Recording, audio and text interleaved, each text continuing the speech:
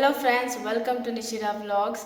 ಇವತ್ತು ರಕ್ಷಾಬಂಧನ. ಸೊ ನನ್ನ ಎಲ್ಲ ಅಣ್ಣ ತಮ್ಮಂದಿರಿಗೂ ರಕ್ಷಾಬಂಧನದ ಶುಭಾಶಯಗಳು. ದೇವರು ನಿಮಗೆ ಆಯುಷು ಆರೋಗ್ಯ ಎಲ್ಲ ಕೊಟ್ಟು ಕಾಪಾಡಲಿ ಅಂತ ವಿಶ್ ಮಾಡ್ತಾ ಇವತ್ತಿನ ವ್ಲಾಗ್ನ ನಾನು ಸ್ಟಾರ್ಟ್ ಮಾಡ್ತಿದ್ದೀನಿ.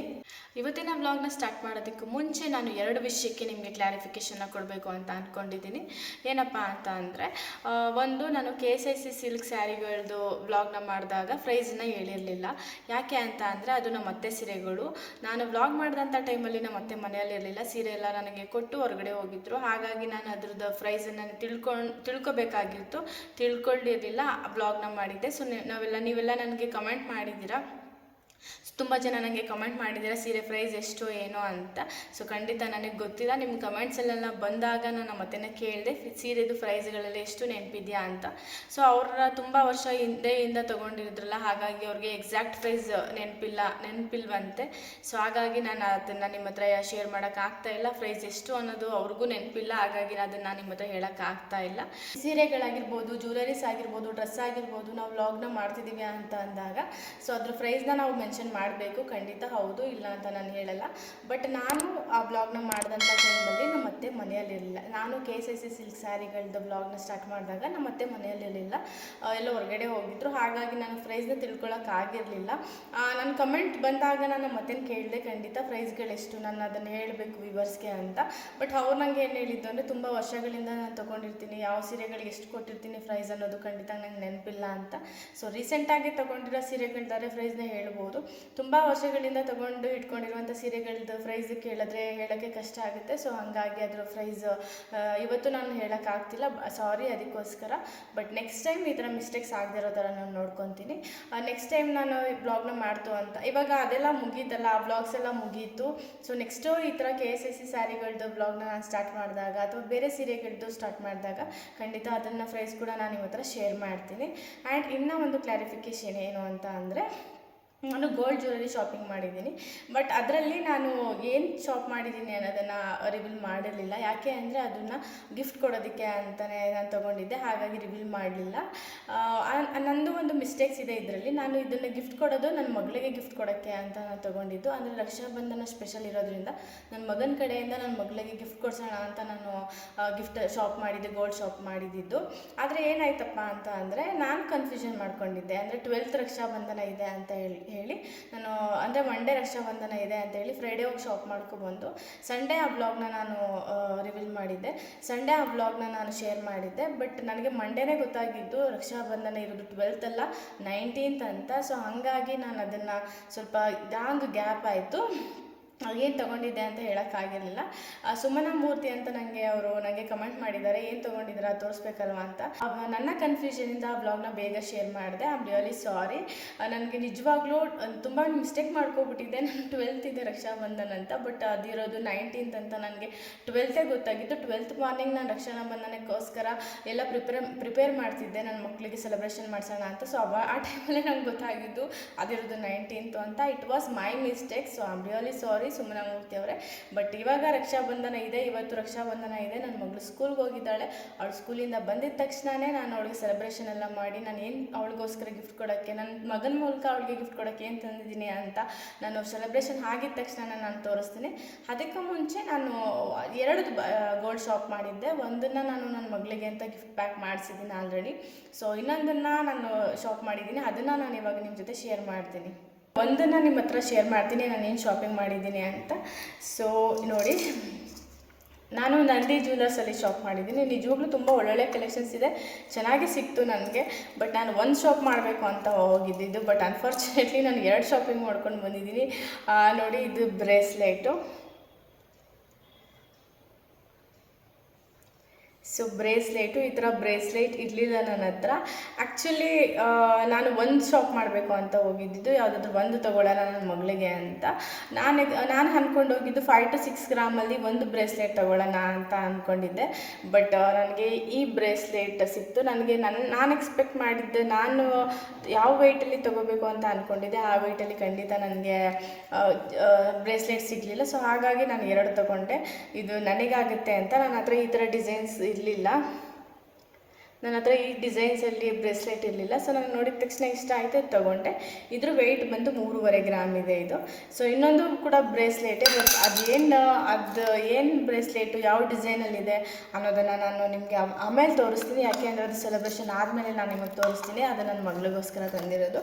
ಸೊ ನೋಡಿ, ನಾನು ಆಲ್ರೆಡಿ ಅದನ್ನು ಪ್ಯಾಕ್ ಮಾಡಿಸಿಟ್ಟಿದ್ದೀನಿ. ನಾನು ಈ ಥರ ಚಾಕ್ಲೇಟ್ ಥರ ಪ್ಯಾಕ್ ಮಾಡಿಸ್ಕೊಂಡಿದ್ದೀನಿ. ಯಾಕೆ ಅಂತ ಅಂದರೆ ಮಕ್ಳಿಗೆ ತುಂಬ ಖುಷಿಯಾಗುತ್ತೆ.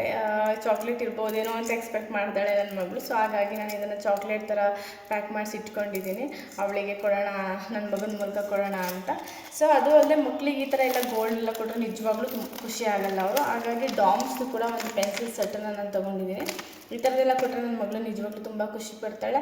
ಸೊ ಅದ್ರ ಜೊತೆ ಇದನ್ನು ಕೊಡೋಣ ಅಂತ. ಆ್ಯಕ್ಚುಲಾಗಿ ಅವಳಿಗೆ ಅದು ಖುಷಿ ಕೊಡಲ್ಲ, ಸ್ವಲ್ಪ ಖುಷಿ ಕೊಡ್ಬೋದು, ಬಟ್ ಇದು ನಿಜವಾಗ್ಲೂ ತುಂಬ ಖುಷಿ ಕೊಡುತ್ತೆ ಆ್ಯಂಡ್ ಯೂಸ್ಫುಲ್ ಕೂಡ ಹೌದು ಅವಳಿಗೆ ಇದು. ಸೊ ಹಾಗಾಗಿ ನಾನು ಇದನ್ನು ಕೂಡ ತೊಗೊಂಡಿದ್ದೀನಿ. ಅದನ್ನು ನಾನು ಸೆಲೆಬ್ರೇಷನ್ ಆದಮೇಲೆ ಅವಳ ಹತ್ರ ಹಾಕಿಸಿ ಆಮೇಲೆ ನಾನು ಅದನ್ನು ನಿಮಗೆ ತೋರಿಸ್ತೀನಿ ಏನು ಡಿಸೈನಲ್ಲಿ ನಾನು ತೊಗೊಂಡಿದ್ದೀನಿ ಅವಳಿಗೋಸ್ಕರ ಅಂತ. ನಾನು ರಕ್ಷಾಬಂಧನ ಹಬ್ಬಕ್ಕಿಂತ ಮುಂಚೆನೇ ನನ್ನ ತಮ್ಮನಿಗೆ ರಾಖಿ ಕಟ್ಟಿದ್ದೆ. ಯಾಕೆ ಅಂದರೆ ನಾನು ಅವಾಗ ಊರಲ್ಲಿದ್ದೆ. ಸೊ ಹಾಗಾಗಿ ನೆಕ್ಸ್ಟ್ ಡೇನೇ ರಕ್ಷಾಬಂಧನ ಅಲ್ವಾ ಅಂತ ಹೇಳಿ ನಾನು ಹಿಂದಿನ ದಿನವೇ ರಾಖಿ ಕಟ್ಟಿ ಬಂದೆ. ಇಲ್ಲ ಅಂತ ಹೇಳಿದರೆ ಮತ್ತೆ ಹಬ್ಬದ ದಿನ ಮತ್ತೆ ಹೋಗಿ ಕಟ್ಟಬೇಕಾಗುತ್ತೆ. ಸೊ ಅದು ನಂಗೆ ಸ್ವಲ್ಪ ರಿಸ್ಕ್ ಅಂತ ಅನಿಸುತ್ತೆ. ಹಾಗಾಗಿ ಹಿಂದಿನ ದಿನವೇ ನಾವು ಸೆಲೆಬ್ರೇಟ್ ಮಾಡಿದ್ವಿ. ನನ್ನ ಮಗಳದ್ದು ಸೆಲೆಬ್ರೇಷನ್ ಮಾಡ್ಸೋಕ್ಕೂ ಮುಂಚೆ ನಂದು ರಕ್ಷಾಬಂಧನ ಸೆಲೆಬ್ರೇಷನ್ ಮುಗ್ದಿತ್ತು.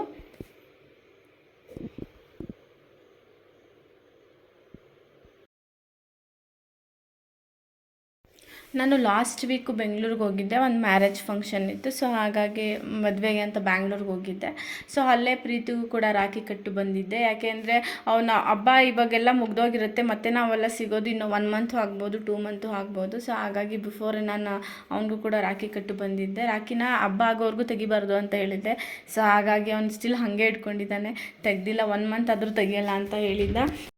ಅಲ್ಲಿ ನಾನು ವ್ಲಾಗಿಗೆ ಹಾಕ್ತೀನಿ ಅಂತೆಲ್ಲ ವೀಡಿಯೋ ಮಾಡ್ತಿದ್ದೆ. ಬಟ್ ನನ್ನ ಮಗಳು ಮಧ್ಯೆ ಬಂದು ನಿಜವಾಗ್ಲೂ ಡಿಸ್ಟರ್ಬ್ ಮಾಡ್ತಿದ್ಲು. ಯಾವಾಗ ಕಟ್ತಿದ್ಯಾ ರಾಖಿ, ನಾನು ನನ್ನ ತಮ್ಮನ ಕಟ್ಟೋದು ಬೇಡವಾ ಅಂದ್ಕೊಂಡು ಬಂದು ಡಿಸ್ಟರ್ಬ್ ಮಾಡ್ತಿದ್ಲು. ನಮ್ಮ ಆಂಟಿ ಸ್ವೀಟ್ಸ್ ಏನಿಲ್ಲ ಅಂತ ಬಿಸ್ಕೆಟ್ ತೊಗೊಬಂದಿದ್ರು.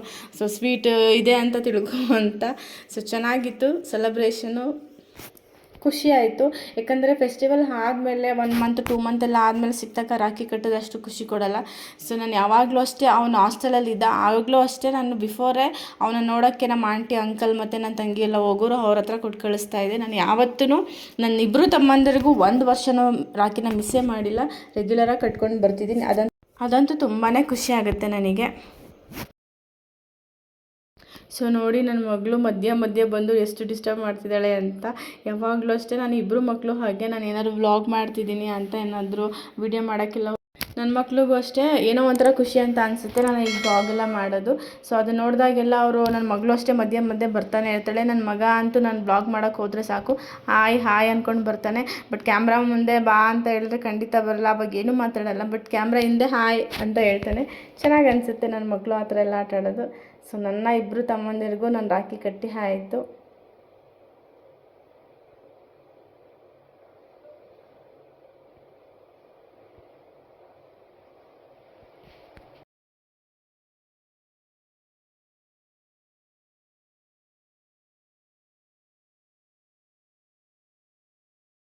ಇವನು ಇನ್ನೊಬ್ಬ ತಮ್ಮ ಶೋಭಿತ್ ಅಂತ, ಇನ್ನೊಬ್ಬ ಇದ್ದಾನೆ ನಿತು ಅಂತ. ಅವನು ಬೆಂಗ್ಳೂರಿಗೆ ಹೋಗಿದ್ದಾನೆ.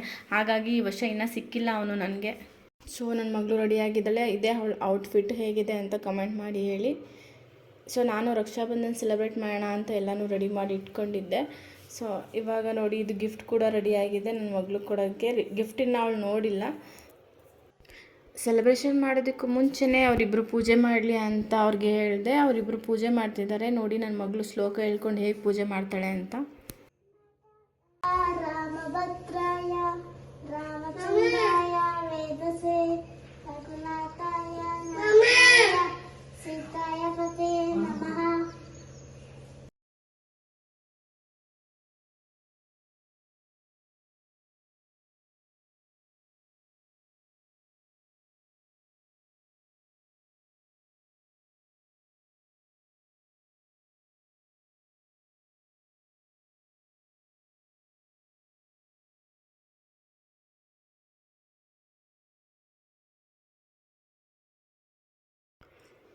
ನನ್ನ ಮಗಳು ಪೂಜೆ ಮಾಡ್ತಿದ್ರೆ ನನ್ನ ಮಗ ಕೂಡ ಅವಳ ಜೊತೆ ಸೇರ್ಕೊಂಡು ಪೂಜೆ ಮಾಡ್ಕೊಂಡು ತರಲೆ ಮಾಡ್ತಿದ್ದಾನೆ. ನೋಡಿ ಹೇಗೆಲ್ಲ ತರಲೆ ಮಾಡ್ತಾನೆ ಅವನು ಅವಳ ಜೊತೆ ಅಂತ. ಇಷ್ಟೆಲ್ಲ ತೊಲ್ಲೆ ಮಾಡ್ತಾನೆ ನನ್ನ ಮಗ. ಸೊ ಇದೇ ರಾಖಿ ಕಟ್ತಿದ್ದಾಳೆ. ನನ್ನ ಮಗನೂ ಚೆನ್ನಾಗಿ ಕುತ್ಕೊಂಡು ಕಟ್ಸ್ಕೊತಿದ್ದಾನೆ. ಅವನು ಲಾಸ್ಟ್ ಇಯರು ಅಷ್ಟೇ ನೀಟಾಗಿ ಕುತ್ಕೊಂಡು ಕಟ್ಸ್ಕೊಂಡ. ಆವಾಗ ಇನ್ನು ಅವನಿಗೆ 6 ಮಂತ್ಸ್ ಇತ್ತು. ತುಂಬ ಚೆನ್ನಾಗಿ ಕಟ್ಟಿಸ್ಕೊಂಡ. ಈಗಲೂ ಅಷ್ಟೇ ಕಟ್ಸ್ಕೊ ಅಂತ ಹೇಳಿದ್ರೆ ಅಲ್ಲಿ ಸ್ವೀಟ್ ಇದೆ, ಅದನ್ನು ನೋಡ್ತಿದ್ದಾನೆ. ನಾನು ಸೆಲೆಬ್ರೇಷನ್ ಆದಮೇಲೆ ಸ್ವೀಟ್ ಎಲ್ಲ ಏನೂ ಕೊಡ್ತಾ ಇಲ್ಲ, ಅದ್ರ ಬದಲು ಬೆಣ್ಣೆ ಬಿಸ್ಕೆಟ್ ಕೊಡ್ತಾ ಇದ್ದೀನಿ. ನಾನು ಈ ಬೆಣ್ಣೆ ಬಿಸ್ಕೆಟ್ನ ವಾರಿಯರ್ ಬೇಕ್ರಿ ಬ್ಯಾಂಗ್ಳೂರಿಂದ ತರಿಸ್ಕೊಂಡಿದ್ದೆ. ಸೊ ಅದನ್ನೇ ಪೂಜೆಗೂ ಇಟ್ಟಿದ್ದೆ. ತುಂಬ ಟೇಸ್ಟಿಯಾಗಿರುತ್ತೆ, ನನಗಂತೂ ನಿಜವಾಗ್ಲೂ ತುಂಬ ಇಷ್ಟ. ಸೊ ಇದೇ ರಾಖಿ, ಎಲಿಫೆಂಟ್ ರಾಖಿ, ತುಂಬಾ ಚೆನ್ನಾಗಿದೆ. ಸೊ ನನ್ನ ಮಗ ಅಂತೂ ಫಸ್ಟು ಅವನು ಅದು ಬೆಣ್ಣೆ ಬಿಸ್ಕೆಟ್ ತೊಗೊಂಡು ತಿಂತಾ ಇದ್ದಾನೆ. ಅವ್ರ ಅಕ್ಕಂಗೆ ತಿನ್ಸೋ ಅಂತ ಹೇಳಿದ್ರೆ ಅವನೇ ಕುತ್ಕೊಂಡು ತಿಂತಾ ಇದ್ದಾನೆ ನೋಡಿ. ನಿಜವಾಗ್ಲೂ ತುಂಬಾ ಚೆನ್ನಾಗಿರುತ್ತೆ. ಯಾರು ಬ್ಯಾಂಗ್ಳೂರಲ್ಲಿದ್ದು ವಾರಿಯರ್ ಬೇಕ್ರಿಲಿ ಟೇಸ್ಟ್ ಮಾಡಿದರೆ ಅವ್ರು ಕಮೆಂಟ್ ಮಾಡಿ. ಟೇಸ್ಟ್ ಅಂತೂ ನಿಜವಾಗ್ಲೂ ಚೆನ್ನಾಗಿರುತ್ತೆ. ಯಾರು ಟೇಸ್ಟ್ ಮಾಡಿಲ್ಲ ಅಂದರೆ ಖಂಡಿತ ನಾನು ರೆಫರ್ ಮಾಡ್ತೀನಿ. ವಾರಿಯರ್ ಬೇಕ್ರಿಲಿ ಬೆಣ್ಣೆ ಬಿಸ್ಕೆಟ್ ಸಕ್ಕತ್ತಾಗಿರುತ್ತೆ. ನನ್ನ ಮಗಳೇ ಅವನ ಕೈಯಿಂದ ಸ್ವೀಟ್ ತೊಗೊಂಡು ತಿನ್ನಿಸ್ಕೊತಿದ್ದಾಳೆ. ಅವನು ತಿನ್ನಿಸ್ಲಿಲ್ವಲ್ಲ ಅದಕ್ಕೆ. ಸೊ ನನ್ನ ಮಗನ್ನ ಗಿಫ್ಟ್ ಕೊಡು ಅಂತ ಹೇಳಿದರೆ ಅವನು ಫುಲ್ ತಿನ್ನೋದ್ರಲ್ಲಿ ಬ್ಯುಸಿ ಇದ್ದ. ಕೊಟ್ಬಿಟ್ಟು ಮತ್ತೆ ತಿಂತಾ ಕೂತ್ಕೊಂಡಿದ್ದಾನೆ ನೋಡಿ. ಎಷ್ಟು ಚೆನ್ನಾಗಿ ಆರಾಮಾಗಿ ಕೂತ್ಕೊಂಡು ತಿಂತಿದ್ದಾನೆ.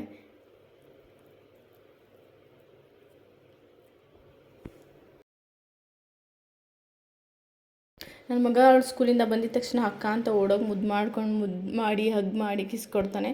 ಯಾವಾಗಲೂ ಈ ಥರ ಮಾಡ್ತಾನೆ ಇರ್ತಾರೆ ಅವರು. ನನಗಂತೂ ನಿಜವಾಗ್ಲೂ ತುಂಬಾ ಇಷ್ಟ ಆಗುತ್ತೆ. ನನ್ನ ಮಗಳು ಇವಾಗ ಗಿಫ್ಟ್ ಓಪನ್ ಮಾಡ್ತಿದ್ದಾಳೆ. ನಾನು ಗಿಫ್ಟ್ ಪ್ಯಾಕ್ನ ಚಾಕ್ಲೇಟ್ ಥರ ನೋಡಿದ ತಕ್ಷಣ ಚಾಕ್ಲೇಟ್ ಅಂತ ಕಾಣಿಸ್ಬೇಕು ಅಂತ ಹೇಳಿ ಪ್ಯಾಕ್ ಮಾಡಿಸಿದ್ದೆ. ನಾನು ಕೇಳಿದೆ ಏನಿದು ಗೆಸ್ ಮಾಡ್ತೀಯಾ ಅಂತ. ನಾನು ಎಕ್ಸ್ಪೆಕ್ಟ್ ಮಾಡಿದ್ದೆ ಚಾಕ್ಲೇಟ್ ಅಂತ ಹೇಳ್ತಾಳೆ ಅಂತ. ಬಟ್ ಅವಳೇನು ಹೇಳ್ತಿದ್ಲು ಗೊತ್ತಾ, ಚೈನ್ ಇದೆ, ಬ್ಯಾಂಗಲ್ ಇದೆ ಅಂತ ಎಲ್ಲ ಹೇಳ್ತಾಳೆ. ಸೊ ಅವಳ ಎಕ್ಸ್ಪೆಕ್ಟೇಷನ್ ತುಂಬ ದೊಡ್ಡದಾಗೇ ಇತ್ತು. ಚಾಕ್ಲೇಟ್ ಲೆವೆಲಲ್ಲಂತೂ ಖಂಡಿತ ಇರಲಿಲ್ಲ ಅವಳ ಎಕ್ಸ್ಪೆಕ್ಟೇಷನ್ನು. ಸೊ ನೋಡಿ, ಇದೇ ಅವಳ ಬ್ರೇಸ್ಲೈಟ್. ಇದು ಕೂಡ ಪರ್ಲ್ ಬ್ರೇಸ್ಲೈಟ್. ತುಂಬ ಚೆನ್ನಾಗಿದೆ, ಪುಟಾಣಿಗಿದೆ ಇದು. ಯಾಕಂದರೆ ನನ್ನ ಮಗ್ಳಿಗೆ ಸಾಕಲ್ವ, ಸುಮ್ಮನೆ ಹಾಗಾಗಿ ನಾನು ಸ್ವಲ್ಪ ಚಿಕ್ಕದೇ ತೊಗೊಂಡೆ, ಅವಳಿಗೆ ಸಾಕಾಗುತ್ತೆ ಅಂತ ಹೇಳಿ. ಸೊ ನೋಡಿ, ಡಿಸೈನ್ಸ್ ಅವಳೇ ತೋರಿಸ್ತಾಳೆ ಹೇಗಿದೆ ಅಂತ.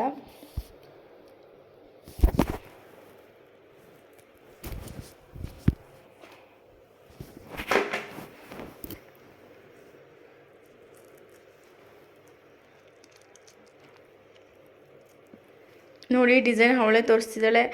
ಚೈನ್ ಮಧ್ಯ ಸಣ್ಣ ಸಣ್ಣ ಪರ್ಲ್ಸ್ ಬಂದಿದೆ. ಇದು ಮಕ್ಕಳಿಗೆಲ್ಲ ತುಂಬ ಚೆನ್ನಾಗಿ ಕಾಣಿಸುತ್ತೆ. ಆ್ಯಂಡ್ ನನಗೂ ಕೂಡ ಆಗುತ್ತೆ, ನಾನು ಯೂಸ್ ಮಾಡ್ಬೋದು.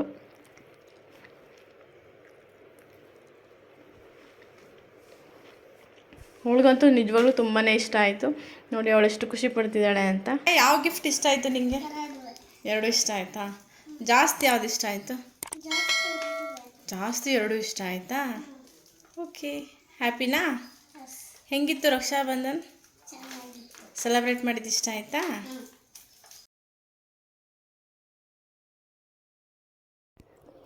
ಇದು ನಾನು ತೊಗೊಂಡಂಥ ಬ್ರೇಸ್ಲೆಟು. ಇದು 3.5 ಗ್ರಾಮ್ ಇದೆ. ಇದು ಇನ್ನೂ ಒಂದು ನನ್ನ ಮಗಳಿಗೆ ಕೊಡಿಸಿರುವಂತಹ ಗಿಫ್ಟು. ನನ್ನ ಮಗನ ಕಡೆಯಿಂದ ನನ್ನ ಮಗಳಿಗೆ ಕೊಡಿಸಿರೋ ಗಿಫ್ಟು. ಇದು 2.5 ಗ್ರಾಮ್ ಇದೆ. ಪರ್ಲ್ ಇದು ತುಂಬ ಚೆನ್ನಾಗಿದೆ ಡಿಸೈನ್. ಇದು ನನಗೂ ಕೂಡ ಆಗುತ್ತೆ, ನನ್ನ ಮಗಳಿಗೂ ಕೂಡ ಆಗುತ್ತೆ. ಯಾರು ಬೇಕಾದ್ರೂ ಯೂಸ್ ಮಾಡ್ಬೋದು. ಇದು ಲಾಸ್ಟ್ ಇಯರ್ ನನ್ನ ಮಗನಿಗೆ ಅಂತ ನಾನು ಗೋಲ್ಡ್ ರಾಖಿ ಮಾಡಿಸ್ಕೊಂಡಿದ್ದೆ. ಸೊ ಇದು 4.5 ಗ್ರಾಮ್ ಇದೆ. ಇದು ನಿಜವಾಗ್ಲೂ ತುಂಬಾ ಚೆನ್ನಾಗಿದೆ. 2 ಡೇಸಲ್ಲಿ ನಾನು ಬೇಕು ಅಂತ ಹೇಳಿ ಪ್ಲ್ಯಾನ್ ಮಾಡಿ ಮಾಡಿಸ್ಕೊಂಡೆ. ಸೊ ಇಲ್ಲಿ ನನ್ನ ಮಗ ಅವ್ರ ಅಜ್ಜಿಗೆ ಬೆಣ್ಣೆ ಬಿಸ್ಕೆಟ್ ತಿನ್ನಿಸಾದ್ಮೇಲೆ ಅವ್ರ ತಾತಂಗೆ ತಿನ್ನಿಸ್ತಿದ್ದಾನೆ. ನಾನು ಮತ್ತು ಪ್ರದೀಪ್ ಇಬ್ಬರು ಇದ್ದರು. ನಮ್ಮಿಬ್ರಿಗೂ ಒಂದು ಸ್ವಲ್ಪನೂ ತಿನ್ನಿಸ್ಲಿಲ್ಲ. ಅವ್ರ ಅಜ್ಜಿಗೆ ತಿನ್ನಿಸಿದ ತಕ್ಷಣ ಅವ್ರ ತಾತನ ಹತ್ರ ಓಡೋಗಿ ಅವ್ರ ತಾತಂಗೆ ತಿನ್ನಿಸ್ತಿದ್ದಾನೆ. ಇವತ್ತಿನ ಬ್ಲಾಗ್ನ ನಾನು ಇಲ್ಲಿಗೆ ಎಂಡ್ ಮಾಡ್ತಿದ್ದೀನಿ. ಯಾರಿಗೆಲ್ಲ ಇಷ್ಟ ಆಯಿತು ಅವರು ಪ್ಲೀಸ್ ಲೈಕ್, ಶೇರ್, ಕಮೆಂಟ್ ಮಾಡೋದನ್ನು ಮರಿಬೇಡಿ. ಹಾಗೆ ನನ್ನ ಚಾನಲ್ಗೆ ಸಬ್ಸ್ಕ್ರೈಬ್ ಕೂಡ ಆಗಿ. ನಾನು ನಿಮಗೆ ನನ್ನ ಮುಂದಿನ ಬ್ಲಾಗಲ್ಲೇ ಸಿಗ್ತೀನಿ. ಅಲ್ಲಿವರೆಗೂ ಶುಭ ದಿನ.